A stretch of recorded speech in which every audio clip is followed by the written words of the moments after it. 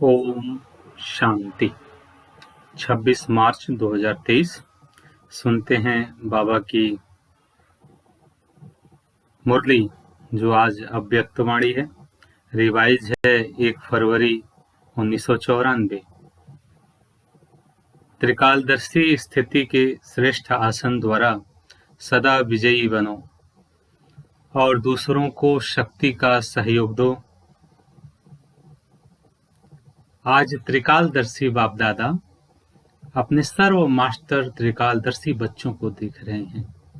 त्रिकालदर्शी बनने का साधन बाप दादा ने हर बच्चे को दिव्य बुद्धि का वरदान व ब्राह्मण जन्म की विशेष सौगात दी है, क्योंकि दिव्य बुद्धि द्वारा ही बाप को, अपने आप को और तीनों कालों को स्पष्ट जान सकते हो।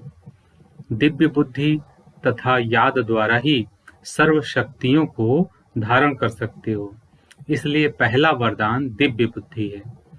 ये वरदान बाप दादा ने सर्व बच्चों को दिया है, लेकिन इस वरदान को प्रत्यक्ष जीवन में नंबरवार कार्य में लगाते हो। दिव्य बुद्धि त्रिकालदर्शी स्थिति का अनुभव कराती है। चारों ही सब्जेक्ट धारण करने का आधार दिव्य बुद्धि है। चारों ही सब्जेक्ट को सभी बच्चे अच्छी तरह से जानते हैं, वर्णन भी करते हैं, लेकिन जानना, वर्णन करना ये सभी को आता है। चाहे नए हैं चाहे पुराने, इसमें सभी होशियार हैं, लेकिन धारण करना इसमें नंबर बन जाते हैं। दिव्य बुद्धि की विशेषताएं, दिव्य बुद्धि वाली आत्माएं कोई भी संकल्प को कर्म व वाणी में लाने के समय हर बोल और हर कर्म को तीनों काल से जानकर फिर प्रैक्टिकल में आती हैं। साधारण बुद्धि वाली आत्माएं बहुत करके वर्तमान को स्पष्ट जानती हैं, लेकिन भविष्य और भूतकाल को स्पष्ट नहीं जानती। दिव्य बुद्धि वाली आत्मा को पास्ट और फ्यूचर भी इतना ही स्पष्ट होता है जैसे प्रेजेंट स्पष्ट है। तीनों ही काल साथ साथ स्पष्ट अनुभव होता है। वैसे सभी कहते भी हैं कि जो सोचो, जो करो, जो बोलो, आगे पीछे को सोच समझ करके करो। कर्म के पहले परिणाम को सामने रखो। परिणाम हुआ भविष्य, तो नंबर 1 है त्रिकालदर्शी बुद्धि। त्रिकालदर्शी बुद्धि कभी असफलता का अनुभव नहीं करेगी, लेकिन बच्चों में 3 प्रकार की बुद्धि वाले हैं। पहला नंबर सुनाया, सदा त्रिकालदर्शी बुद्धि। दूसरा नंबर कभी त्रिकालदर्शी और कभी एक कालदर्शी। तीसरा नंबर अलबेली बुद्धि, जो सदा वर्तमान को देखते, सदा यही सोचते कि जो अभी हो रहा है या मिल रहा है वह चल रहा है, इसमें ठीक रहें, भविष्य क्या होगा इसको क्या सोचे। लेकिन अलबेली बुद्धि आदि मध्य अंत को न जानने, को न सोचने के कारण सदा सफलता प्राप्त करने में धोखा खा लेती है। तो बनना है त्रिकालदर्शी बुद्धि। त्रिकालदर्शी स्थिति ऐसा श्रेष्ठ आसन है जिस आसन अर्थात स्थिति द्वारा स्वयं भी सदा विजयी और दूसरों को भी विजयी बनने की शक्ति व सहयोग देने वाले हैं। दिव्य बुद्धि विशाल बुद्धि है। दिव्य बुद्धि बेहद की बुद्धि है। तो चेक करो कि स्वयं की बुद्धि किस नंबर की बनाई है। बाप दादा ने बच्चों के रिजल्ट में देखा कि ज्ञान, गुण, शक्तियों का खजाना जमा सभी बच्चों के पास है, लेकिन जमा होते भी नंबरवार क्यों है? ऐसा कोई भी नहीं दिखाई दिया जिसके पास खजाने जमा नहीं हो। सभी के पास जमा है ना, फिर नंबरवार क्यों? अगर किसी से भी पूछेंगे, स्वयं का ज्ञान है, बाप का ज्ञान है, चक्र का ज्ञान है, कर्मों के गति का ज्ञान है, सभी के पास सर्व शक्तियां हैं कि कोई है कोई नहीं है?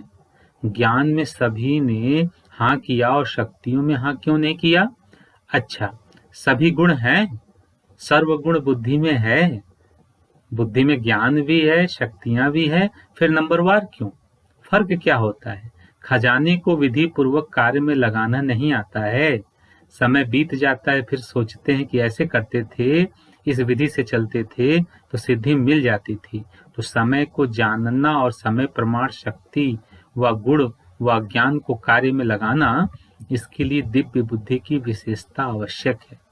वैसे ज्ञान की पॉइंट बहुत सोचते रहते हैं, सुनाते भी रहते हैं, कॉपियों में भी भरी हुई रहती है। सबके पास कितनी डायरियां इकट्ठी हुई होंगी, काफी स्टॉक हो गया है ना। तो जैसे बाप के लिए गाया हुआ है कि मैं जो हूँ जैसा हूँ, वैसे मुझे जानने वाले कोटों में कोई हैं। जानते तो सभी हैं लेकिन अंडरलाइन है, जो हूँ जैसा हूँ उसमें अंतर पड़ जाता है। इसी रीति जैसा समय और जो ज्ञान की पॉइंट्स या गुण या शक्ति आवश्यक है, वैसा कार्य में लगाना इसमें अंतर पड़ जाता है और इसी अंतर के कारण नंबर बन जाते हैं। तो कारण समझा? एक तो समय प्रमाण विधि का अंतर पड़ जाता है, दूसरा कोई भी कर्म व संकल्प त्रिकालदर्शी बंद नहीं करते, इसलिए नंबर बन जाते हैं। कोई भी संकल्प बुद्धि में आता है तो संकल्प है बीज, वाचा और कर्मणा बीज का विस्तार है। अगर संकल्प अर्थात बीज को त्रिकालदर्शी स्थिति में स्थित होकर चेक करो, शक्तिशाली बनाओ, तो वाणी और कर्म में स्वतः ही सहज सफलता है ही है।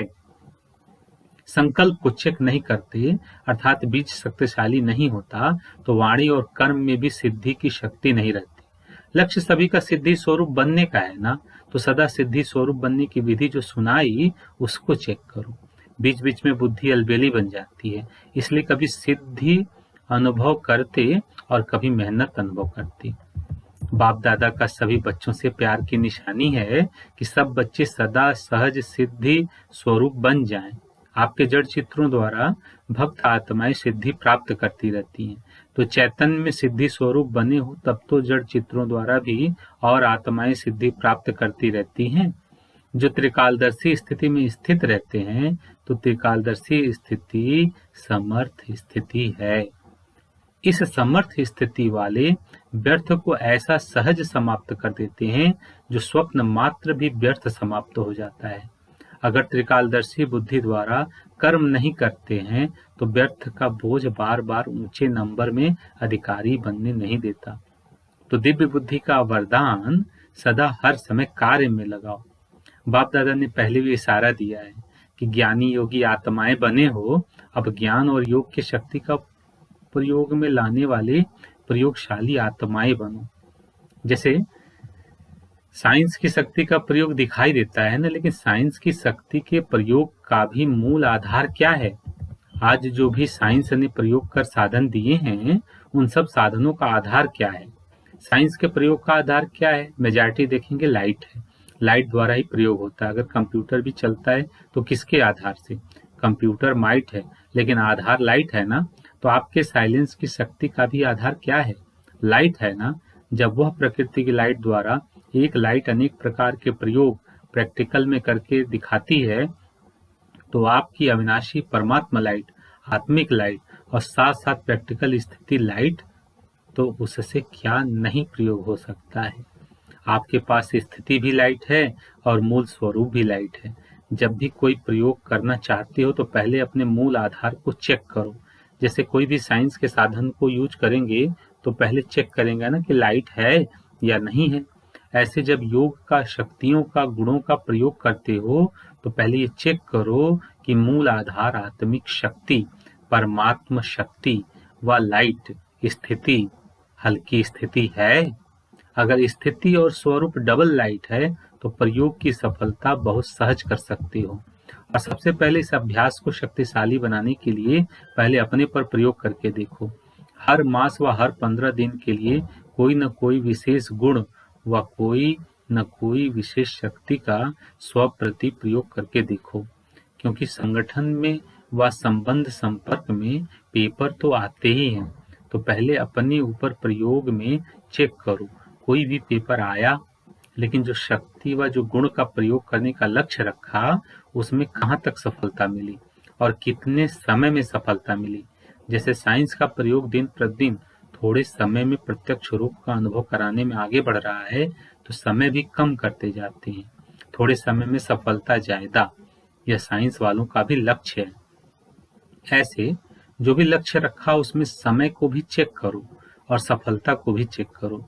जब स्व के प्रति प्रयोग में सफल हो जाएंगे तो दूसरी आत्माओं के प्रति प्रयोग करना सहज हो जाएगा, और जब स्व के प्रति सफलता अनुभव करेंगे तो आपके दिल में औरों के प्रति प्रयोग करने का उमंग उत्साह स्वतः ही बढ़ता जाएगा।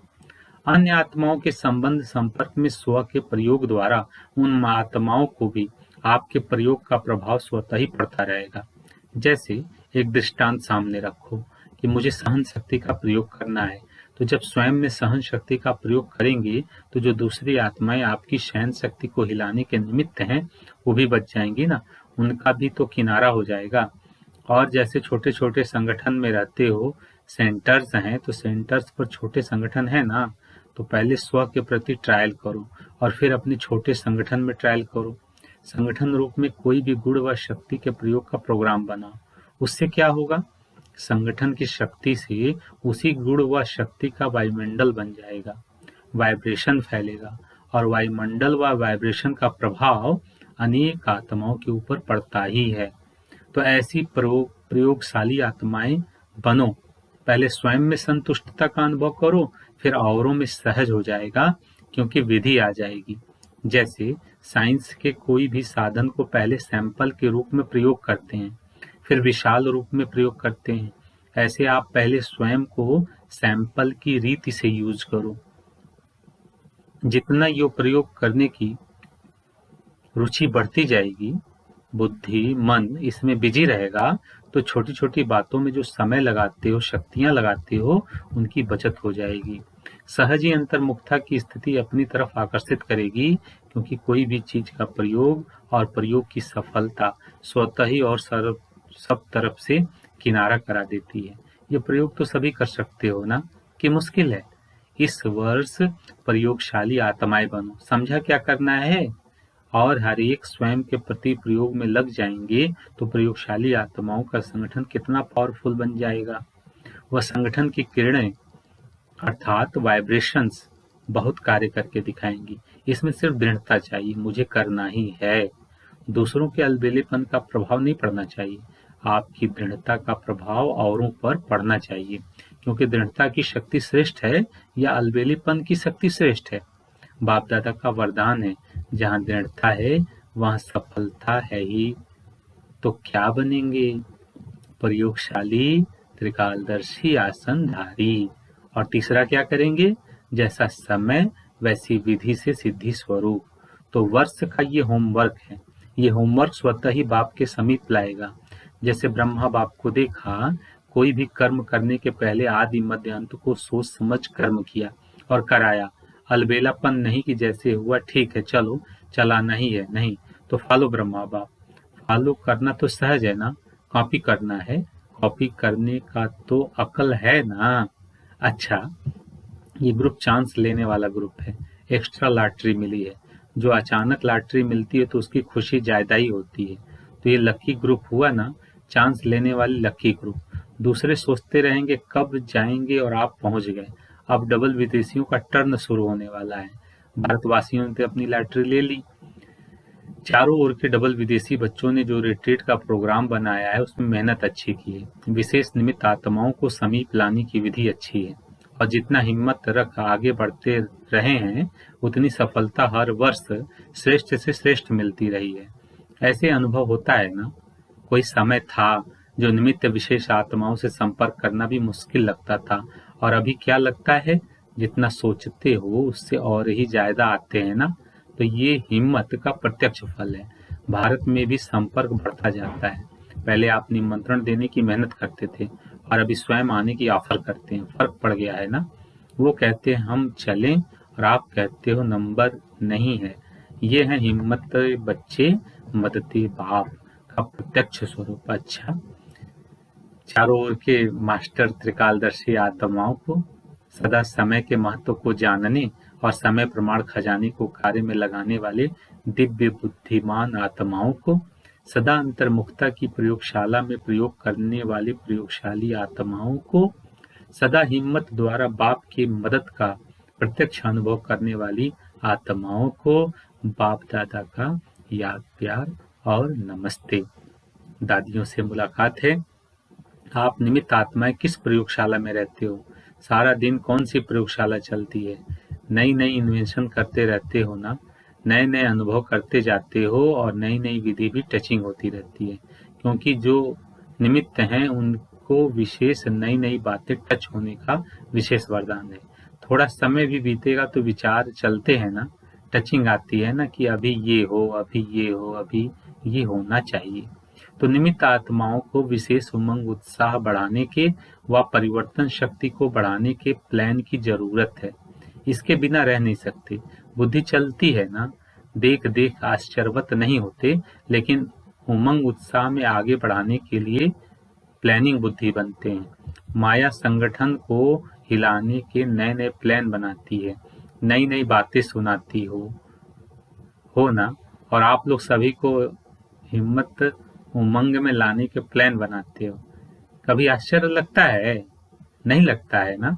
माया भी पुरानी विधि से थोड़े ही अपना बनाएगी, वो भी तो नवीनता लाएगी ना। अच्छा, ऐसे प्यारे बाप दादा को हम बच्चों की तरफ से भी बहुत बहुत प्यार, नमस्ते, शुक्रिया बाबा।